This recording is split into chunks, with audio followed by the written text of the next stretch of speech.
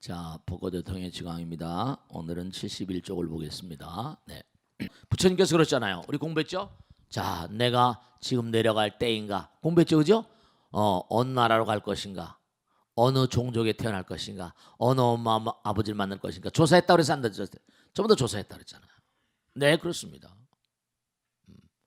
그러니까 이렇게 부처님이 오시는 거라 이런 것들은 전부가 다 그렇게 아무 따나 오는 게 아니에요. 여러분들도 그러니까 부처님 같으신 분들은 공덕일숭하고 도솔천에서 오셨으니까 워낙 공덕일숭하니까 다 골라서 들어간다고요. 엄마 아버지 뭐 나라 종족 다 골라서 들어오잖아. 그걸 원생이라고 그래요. 원생. 자기가 원해서. 그 화엄경도 생기주라고 그래가지고 귀한 어떤 그런 그 가문에 태어나는 그런 것들이 공덕소산인데 부처님도 이제 뭔가 아니 왕가에 특히 인도에 요가가 있고 수행이 어떤 풍토가 자리 잡고 있는 그런 곳에 이제 태어나신 거죠. 그러니까 부처가 되기 위한 어떤 그런 그 인연을 그 전부가 다 탁월한 인물들은 그러니까 큰 부자는 뭐 하늘이 된다고 그러고 나라님은 하늘이 된다고 그러고 다 그 장난 같은 얘기가 아니라고요. 그러니까 근데 우리는 뭐라 업따라서 이제 공덕을 많이 줬으면 좋은 데 태어나고 그렇지 못하면 또 그렇지 못하게 태어나는 거예요. 그런 거예요. 네가 이게 말이죠. 부처님 경에 다 나오잖아. 네가 전생에 많은 사람을 잘 다스리고 그들의 평안과 안녕과 행복을 위해서 몸과 마음을 다했구나. 자, 이번엔 네가 한번 이 나라 왕으로 한번 가봐라. 이 땅에 오기 전에 있잖아요. 자기가 지은 바 뭐라 전생에 없다라서 부처님도 다 이게 말이죠. 이 땅에 오기로 예비되고 이렇게 됐던 분 아니에요. 다 조사해서 그런 거예요. 그러니까 여러분들도 이 땅에 오신 게 다 뭐라 인연 따라왔다 그러잖아. 엄마 아버지라거나 다 부처님은 원생이지만 우리는 업생이라고 그러죠. 그래서 거기 다 나왔잖아요, 그죠? 정말로 보초보살로 태어났다. 거기 보면 75쪽에 보면 석존의 전생남인 본생에 보면 선행자는 발심한 일에 사승지 10만 겁의 세월 동안 547번의 몸을 받아 수많은 자기생을 하면서 십바라밀을 완성하고 도솔천에 뭐라 우리 공부했죠. 호명보살이라는 이름으로 이름이 보초보살로 태어났다. 보초보살은 부처님 되기 직전의 보살이에요. 그래서 도솔천에서 4천년을 살면서 하생의 시기와 때죠. 어느 나라, 어느 대륙, 나라와 집안과 어머니 등 5가지를 관찰했다고 한다. 인간으로 태어나기 위하여 만반의 준비를 마쳤다. 부사들이 이런 5가지를 살펴봤다는 것은 다 조사해서 그 이우주는 철두철미한 계획 따라서 여러분이 이 땅에 온 것도 뭔가 업에 따른 계획이에요. 너는 금생에 나가서 이러이러한 공부를 하도록 해라. 이런 엄마 아버지 당장 봐봐요. 여러분이 엄마 아버지 뱃속에 들어올 때 여러분 스스로 생각하면 말잖아요. 여기 다 애를 낳아보신 경험이 계신 분이 많이 계실 거예요. 지난번에 여쭤봤잖아요. 여러분들이 정말로 이렇게 말씀 좀 죄송하지만 그냥 뭐죠? 내 뱃속에 들어온 아이가 어떻게 생겼는지 누군지 알았어요? 몰랐어요? 전혀 몰랐잖아요. 그냥 뱃속에다 이렇게 넣어주신다 그러면 이상하고 뱃속에 들어온 인연 따라서 처음에는 아들인지 딸인지 몰랐다가 이제 검사해보면 아들 딸 알고 그러잖아요. 어떤 친구가 나올지 알 수가 없는 거예요. 네. 근데 중요한 건 우리가 그런 얘기 많이 하거든요. 부모 팔자가 반팔자다. 엄마 아버지 뭐라를 만남으로써 그의 인생에 아주 많은 부분이 결정나잖아요. 그래 안 그래요? 그럼요. 부모 팔자가 반팔자. 엄마 아버지가 우선 인연이라는 게 주어지고 또 태어나면서 육신이란 덩어리가 하나 주어지잖아요. 그죠? 그 다음에 일생을 사는 뭔가 일정한 시간이 주어진다고. 그러니까 우린 태어날 때 뭐라 시간과 관계와 물질 뭐 이런 걸 받고 나와요. 그러니까 부처님 말씀도 우리가 정말로 시간을 지난번에 말씀했죠. 심장이 쿵쿵 뛰면서 하루에 10톤의 피를 보낸다. 1000바퀴수. 그러니까 뭐라 정말 시간을 소중히 여기고 에너지를 소중히 여기자. 그런 얘기했고 말이죠. 또 관계를 사람을 만나요. 그 관계가 이렇게 만나는 것도 정말 지중 아니냐이라고 했잖아요. 정말로 말이죠. 인연의 소중함을 한 자가 자비의 참뜻을 한다고 그랬잖아요. 정말 인연이에요. 광활한 우주의 무량한 별들의 세계 가운데 이렇게 만난다는 게 이게 불가사의한 거죠. 근데 사람들은 그 인연의 소중함을 잘 몰라요.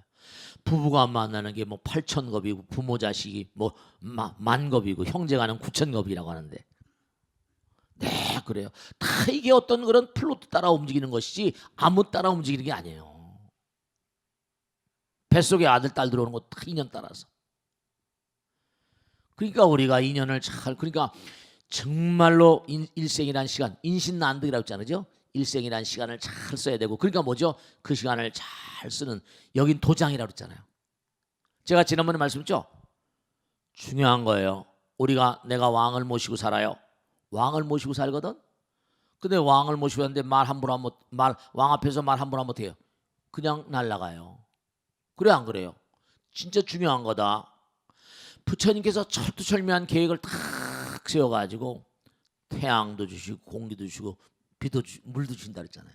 그렇게 엄마 아버지 뱃속에 딱 해서 우리 궁전이야. 엄마 아버지 아들 나오는 궁전 자궁 그러잖아요. 대화 장소에 다 전부 다 짜가지고 이렇게 내보내시는 거예요. 그러면 아주 중요한 게 있어. 부처님께서 모든 걸 다 주재하시고 이 땅에 내려보신단 말이에요. 생각을 해보세요. 아주 중요한 거다. 왕이 있는데 왕 옆에 시중을 들면서 말이죠. 함부로 말하거나 함부로 뭐라 행동을 하게 되면 그냥 가는 거예요. 근데 중요한 게 우리는 지금 부처님께서 다 지켜보고 계시잖아요. 또 내 마음 가운데도 부처님 계시다고 그랬어요? 안 그랬어요? 그런 얘기 있죠? 제가 항상 드리는 말씀이잖아요. 둘 사이의 중심은 하나다. 근데 하나는 뭐라? 어디나 중심이다. 이런 마음 가운데 부처님 계시다고 그랬잖아요. 그런 거예요. 그럼 내 마음 가운데 부처님 계신데 내가 말 함부로 하고, 여러분 말 진짜 중요한 거다 이거. 함부로 말하고 함부로 생각하고 함부로 행동하는 건 다 죄가 되는 거예요. 그냥 진짜로 말씀이죠. 그래서 망어중재, 기어중재, 양설중재, 악구중재 그런 얘기 하잖아요. 살생중재, 투도중재, 사음중재, 탐해중재, 진해중재, 치암중재. 즉 다시 말씀하면 질병이라거나 재앙이라거나 불행이라거나 모든 고통 같은 것들은 부처님께서 딱 큐 주시는 거예요. 너 왜 이렇게 함부로만 하냐? 내 안에는 가책이란 말이에요. 양심의 가책이란 말도 쓰지만 양심조차도 우리 마음 가운데 아까 부처님 계시는 그 부처님 자리를 불성이라고 부른다. 너 왜 뭐 때문에 그래 함부로 말하냐? 되겠냐 그게? 그것도 우리 마음 가운데 이상한 마음이 있어요. 참 이상한 마음이야. 내가 좀 판판히 놀고 그러면 내가 이렇게 놀아도 되나? 그죠? 내 마음 가운데 내가 우리 신랑 놔두고 뭐 어떻게 해서 뭐 미스터 박을 만난다. 이래 어때? 그럼 어떻게 돼요? 너 이렇게 되는 거죠. 너 그래서 되겠니? 분명한 사실은 고통이라거나 질병, 재앙 같은 건 부처님께서 뭔 거 아니? 네, 다 경계 신호예요. 그게 쌓이고 모이면 임계점이라는 거지. 임계점. 얼음도 뭔 거 아니? 0도가 되면 물이 되고 물도 100도가 되면 끓는 것처럼 때가 되면 다 그게 고통으로 나타나고 재앙으로 나타나고 질병으로 나타나고. 그러니까 질병이나 이런 것들은 전부 다 뭐라?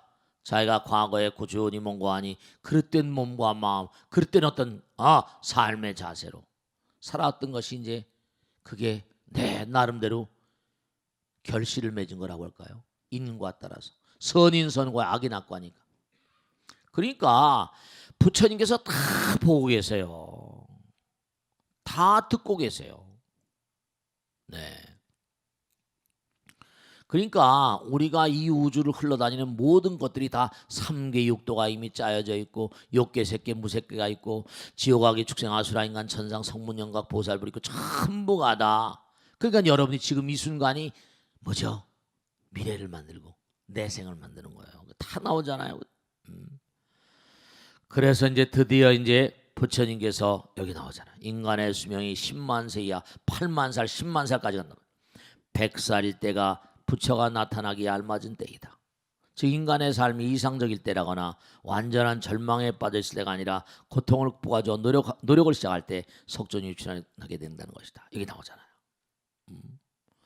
역사적 사실에 비춰봐도 석존이 태어난 시기는 세계 철학계와 사상계에 있어서 매우 중요한 시기였다. 왜냐?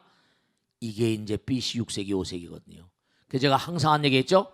서가모니 부처님과 누구예요?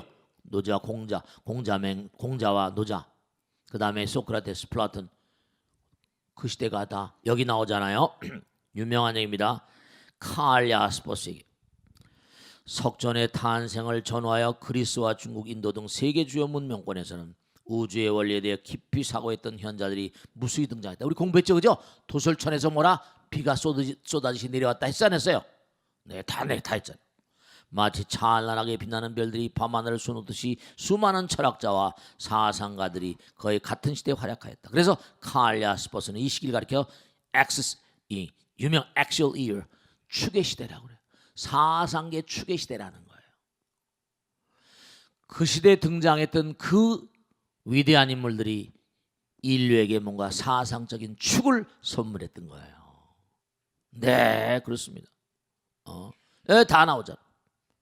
그러니까 우리가 생각해야 될 것은 뭐냐면 이 하늘나라에서 별나라에서 이 우주에서요, 인간들, 왜냐 여기 사는 존재들 다 미래 부처님 되실 분들이니까 여러분이 꼭 생각하실 게 진짜 여러분 각자도 부처님께서 다 지켜보고 계세요.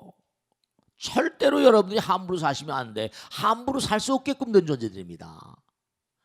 근데 그게 뭐냐면 부처님 말씀 이렇게 공부하고도 그 말씀 따라서 살지 않으면 이게 참 부처님도 안타까워하시는 거죠. 더 위대한 현자들을 내보내고 성자들 내보내서 인류를 끊임없이 계몽시키는 거예요. Enlightenment, 깨달음의 문을 열게 하시고. 여기 나오잖아요. 그리스에서는 탈레스로부터 시작하여 프로다고라스, 소크라테스, 플라톤, 아리스토텔레스를 이루면서 철학의 전성시대를 이뤘다. 같은 시대. 중국에서도 공자, 노자, 장자, 순자와 그의 제자백가, 그리스는 소피스라고 했잖아요. 지난번 다 공부했잖아요. 인도에서도 수많은 사상, 뒤에 나옵니다만 수많은 사상이 꽃피운 시기였다. 그래서 BC 6세 이영 겐지스강 중류 유역에는 62개를 헤아리는 종파가 생겨 자유로이 활동하였다. 그 막스 웨버, 아까 칼 야스퍼죠. 맥스 웨버는 석존이라는 인도 사상계를 무릇 인류 역사를 통하여 이 시대의 인도와 같이 사상의 자유가 완전히 용인되었던 곳은 최근 새 유럽을 제외하고 다른 곳은 없었다. 정말로 석존은 그 많은 사상들이 무르익은 시기에 태어나 모든 수행의 완성이며 인류 사상의 정수라고 할 수 있는 불교를 이 땅에 탄생시켰다. 이렇게 되는 거예요. 네. 이게 다 뭔가 탁월한 인물이 오기 전에는 그렇게 토양이 다 갖춰지는 거예요. 다. 그런 거예요. 탁월한 인물들이 다 나올 땐 이미 토양이 다 갖춰져. 그래서 드디어 몽고안이 인도에 태어나신 거죠. 인도의 온 나라에서도 이른바 말하는 요가, 정말 영원한 세계와 합의를 이루는 요가와 같은 수행 체계를 가지고 있던 나라는 찾아볼 수가 없다. 정말로 그래요. 그건 지금도 모든 그런 종교가 원류가 다 요가에서 나온 거라니까요. 다 흘러내려오는 거예요. 흘러내려오는 거예요. 전부가 다 연결되고 우리 몸에도 말이죠, 척추가 있는데 요추, 이른바 경추가 있죠, 임목뼈. 그 다음에 이른바 말하면 흉추, 뭐 요추, 그 다음에 뭐 천추, 미추 이렇게 쭉 있는데 다 이게 뭐 서로 맨 마지막 전부 다 연결돼 있거든요. 서로 연결돼 있어. 그러니까 이른바 말하면 우리 문명의 이전에 아까 뭐죠? 먼저로 하라파의 몽고안이 그 인장에 참선 명상 하던 그런 것이 새겨져 있는 게 지금도 있거든요. 그러면 뭐냐면 우리가 알 수 없는 어떤 그런 아틀란티스 시대라거나 그 시대도 수행을 하던 그런 분들이 많이 계셨던 거예요. 그럼요. 지금 문명이 문제가 아니에요. 거기 나오잖아요. 정말로 세계적인 정신과 의사나 정신연구가들도 요가의 인체 우주에 대한 완벽한 파악에는 놀라움을 금치 못하고 있다. 요가의 수행 체계가 금차 문명의 소산이 아니라는 주장도 가능한 이야기일 수 있다. 수행 방법 중 가장 높은 단계인 요가가 인도의 토착 문화로 남겨져 있었다는 가설은 인도가 몽고안이 지난번에 말씀드린 지축이 뭐 진짜나 거짓말이라는 건 놔두고 지축이 흔들렸다는 거죠.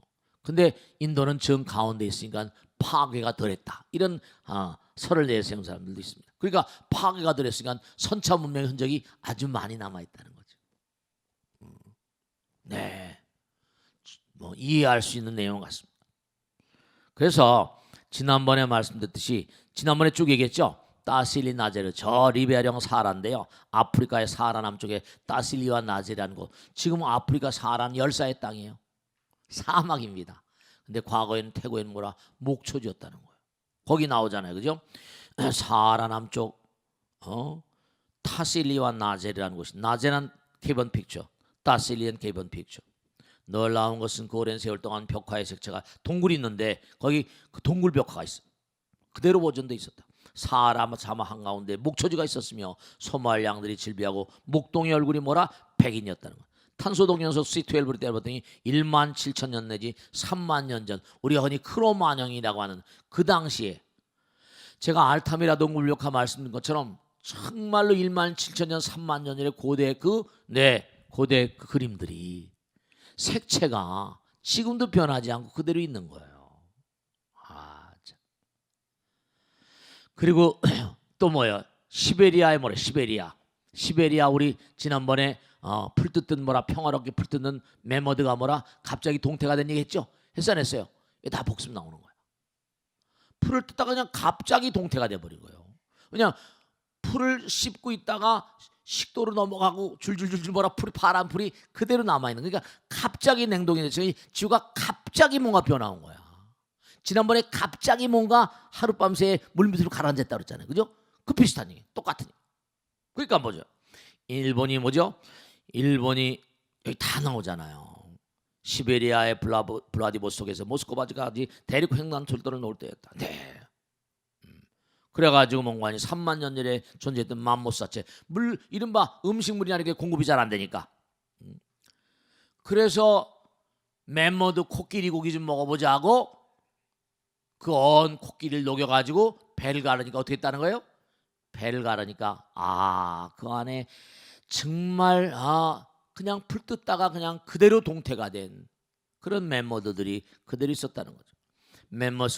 맘모스가 풀을 소화까지 30여 분 동안 30분 소요되는데 파란 풀이 위 안에 그대로 있었다는 사실은 순식간에 뭐라 어떤 변화가 있었음을 추정할 수 있게 한다. 네, 그래요. 그래서 이제 20세기 최고의 지구 물리학자라고 불리는 오토무크라는 사람이 남극 북극을 많이 다녔다 그랬죠, 그죠? 그래가지고 보니까 23.5도 지구가 지축이 바로 섰다가 흔들렸다는 거야. 태양이 오는 각도는 있잖아. 보니까 바로 섰을 때는 그쪽이 뭐라 이른바 말하면 툰드라가 뭐예요? 지금 툰드라라고 하지만 그 당시에는 온대였다는 거지. 사하라 사막도 뭐라 온대였던 거야. 바로 쓰니까 기울어지니까 언제 또 바로 쓸 날이 오겠지, 그지? 그럼 또 이제 지구가 지구가 이게 전부 다 뭔가 아니 지구가 달걀 구조라 했잖아. 그죠? 달걀 구조. 여기 다 나오잖아. 오토무크가 등장하면서 모두 풀게 됐다. 그는 남극과 북극의 자장층의 변동 상황을 조사하다가 놀라운 사실을 발견했다. 북회 기선 남해 기선이에요. 지금 지구의 축은 23.5도 기울어져 있는데 이게 한 1만 2천 년 정도인데 챈들러 모션. 이게 참 기가 막힌 얘기죠. 지구의 지축이 순간 뒤틀렸을 때 매우 큰 변화가 일어났을 것이며 당장 태양에서 오는 햇빛의 각도가 달라졌을 것이다.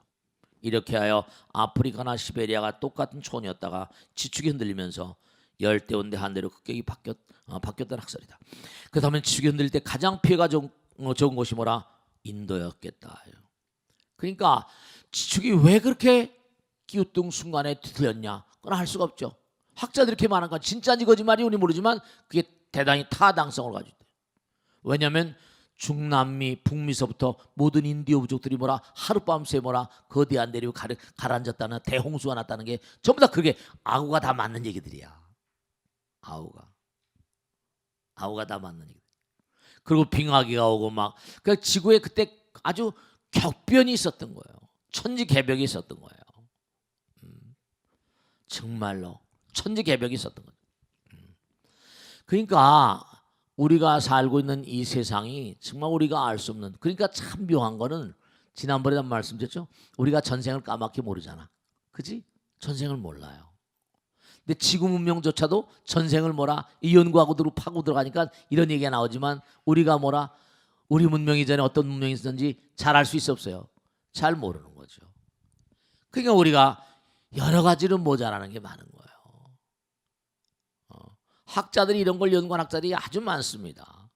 부처님은 근데 뭔가 하니 문명은 성주에 관한다.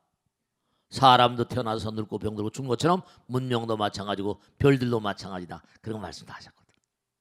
이와 같이 고대 문명 흔적이 가장 많이 남아있는 인도를 석존이 태어날 곳으로 선택하였던 점은 의미 깊은 일이다. 그러니까 거기 태어나셔서 이제 명상 참선도 배우고 하면서 부처의 길을 간 거죠. 인도 밖에는 그런 제도가 없으니까. 그래서 이제 거기 이제 뭔가 하니 정말로 거기 보면 말이죠. 옆에 페이지 보면 불교 역시 초기에는 그죠? 인도의 뭔가 아니 여기 여러 나라가 있었다 그러죠, 그죠? 그 당시 부처님이 오실 때 근데 뭐 어디 태어났다 그랬어? 가빌라에 태어났다 그랬죠. 그래서 석존 시대 인도의 중국이란 중심되는 나라라 이거죠. 이들 신흥 지방을 가리키는데 동원밤사, 선안가, 북은 코살라, 남은 마가다 이런 그 지방 일대를 일으킨다. 대부분이 빈디아 산맥 이북에 위치하여 서북 변경의 비하르까지 우리가 이제 비하르가 바로 이제 우리가 인도의 순례표 가면 비하르 지방을 지나갑니다. 그래서 거기 보면 뭔가 아니 불교가 육성되던 그 당시를 얘기합니다. 한 장 넘겨보세요. 그래서 사종성 제도가 거기 쭉 나오잖아요.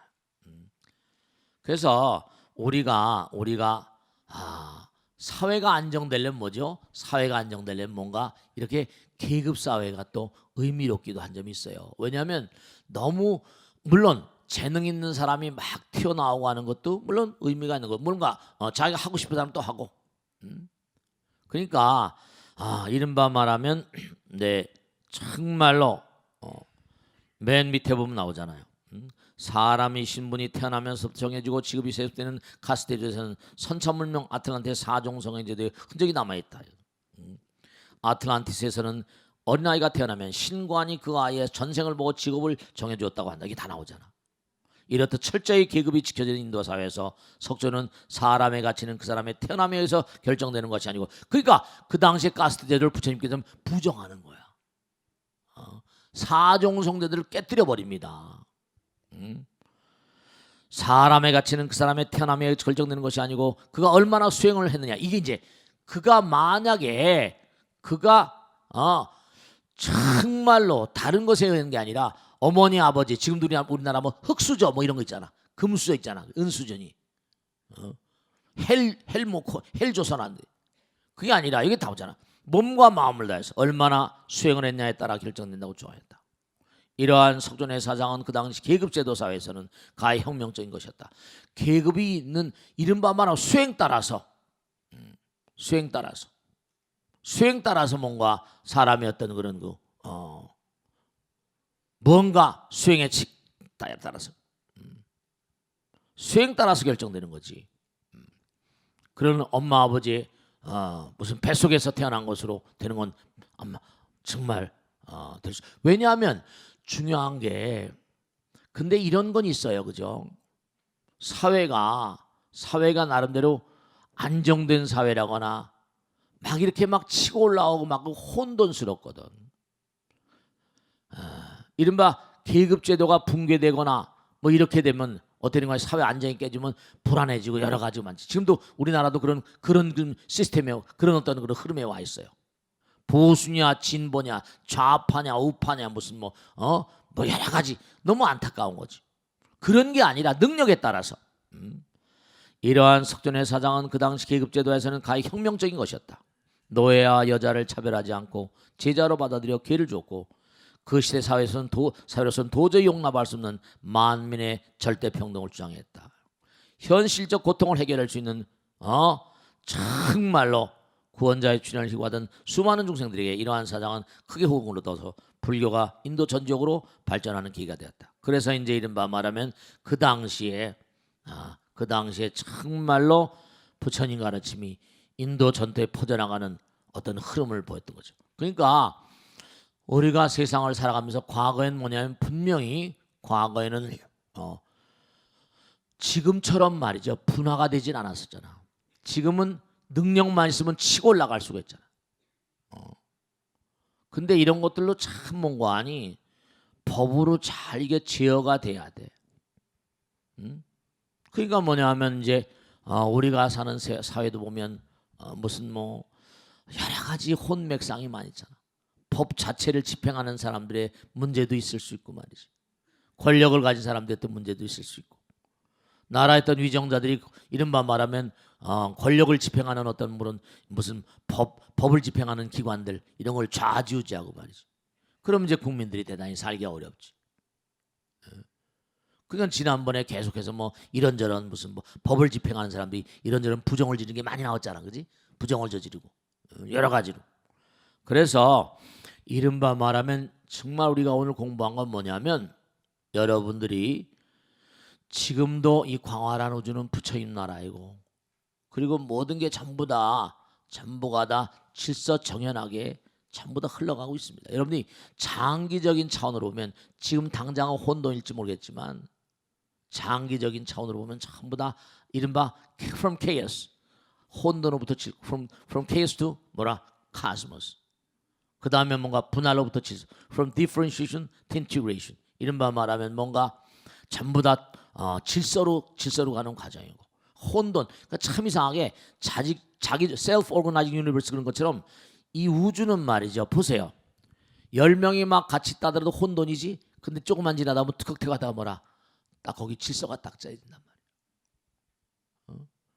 그러니까 10명이 있어서 막 서로 내가 최고라 하다가 점점 하면 어떤 형태가 안정이 와 하나. 안정이 오거든. 그러니까 우리가 삶을 도모하면서 항상 중요한 것이 여러분들이 여러분이 전생을 까맣게 모르잖아. 그러나 중요한 것은 뭔가 하니 여러분이 중요한 게 있다. 전생을 훤히 보는 게 중요한 게 아니라 내가 자꾸만 나의 내면을 들여다봐. 내가 이런 점이 부족하구나. 내가 아량이 부족하구나. 사랑이 부족하구나. 내가 너무 남에 대해서 뭐라 비판적이구나. 나를 가만히 지켜보면서 나를 자꾸만 뭔가 하니 만들어가는 거예요. 나를 자꾸만 만들어가는 감으로 인해서 뭔가 하니 점점 부처님께로 가까이 가는 거죠. 이 부처님 말씀 공부하면서 뭔가 하니 우리 문명도 마찬가지고 사회도 마찬가지고. 그러니까 이 문명이 점점 가다 보면 한 사람 한 사람도 뭐죠? 우주의 질서를 제대로 공부 못하면 파멸이고 파탄이라. 파멸이고 파탄이에요. 그게 공부를 하는 거야 우리가. 이 공부를 하는 거라고. 역사를 공부하고 세계문화사를 공부하고 지구문명을 공부하고 이게 가의 뭔가 아니 우주적인 공존 공생체잖아. 그렇지? 우주적인 공존 공생체야. 전부 다 하나로. 그러니까 지은 대로 전부 다 인연업보 따라 선인선과 악인악과. 그러니까 여러분이 뭔가 말과 생각과 행동이 바로 뭐다? 말과 생각과 행동이 정말 중요한 게 이게 전부가 다 나의 미래를 결정짓는 가장 중요한 요인들이에요. 그러니까 여러분이 지난번에 말씀드렸지 너의 말 가운데 우리들의 말 가운데 뭐라 부처님 살아계신 듯이 그렇게 살아야 돼. 그러니까 한번 스스로가 가만히 판단해 보는 거예요. 내 말 가운데 정말 부처님이 살아계시는가? 나의 생각 가운데 부처님 살아계시는가? 나의 행동 가운데 부처님 살아계시는가? 그러지 않으면 고장납니다.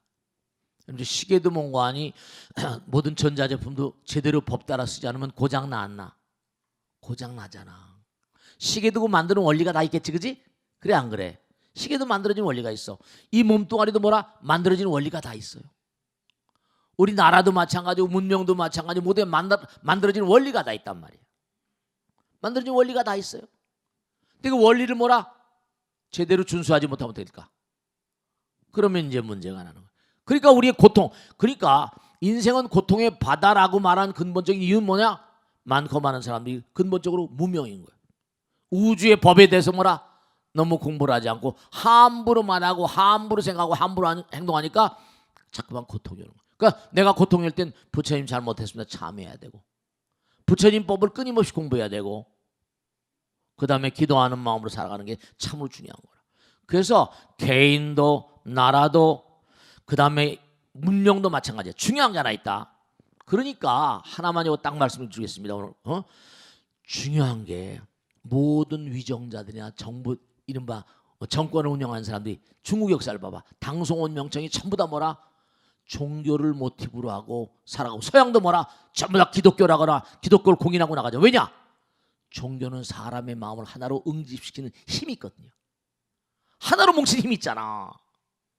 종교 역할은 바로 뭐냐? 종교는 많은 사람들을 진리란 이름하에 하나로 묶어주는 위대한 힘이 있거든. 그잖아, 그지? 그러니까 종교라는 게 뭔가 아니, 그 시대라거나 그 나라 그 사회의 뭔가 아니, 모든 걸 다 하나로 만들려면 뭔가 아니, 이데아가 필요하잖아. 그러니까 종교가 나름대로 역할을 했던 거예요. 근데 이제 종교끼리 싸워버리면 이게 또 굉장히 문제가 심각한 거지. 종교끼리 또 싸워버리고. 그러니까 당나라 때는 불교, 전부 다 중국으로 꾸준히 내려온 불교가 있었던 거지. 당, 조광이 원나라, 쿠빌라에 전부 다 불교, 명나라, 주원장이 다 스님이었고, 청나라 다 라마 불교. 구라파는 뭔가 아니 미국 구라파나 이쪽 전부 다 뭐라 기독교, 카톨릭 전부 다. 그 뭔가 아니 전부 다 국민들을 하나로 묶어서 하나로 영혼의 세계로 나가고자 하는 그런 어떤 이데아가 있었던 거지. 그러니까 우리가 부처님 말씀 따라 살아가는 가운데 개인의 어떤 그런 안정, 하나가 되면 안정되죠. 믿음 있는 곳에 앉아 있고 하나가 되면 혼돈이 없잖아. 그지? 그런 측면 때문에 우리가 부처님 공부를 하면서 오늘 쭉 뭐냐면 과연 뭔가 아니 부처님께서 인도에 태어나실 그 당시 상황은 어땠는가, 이런 거에서 공부했습니다. 아시겠죠? 자, 마치겠습니다. 대단히 감사합니다. 고맙습니다. 네.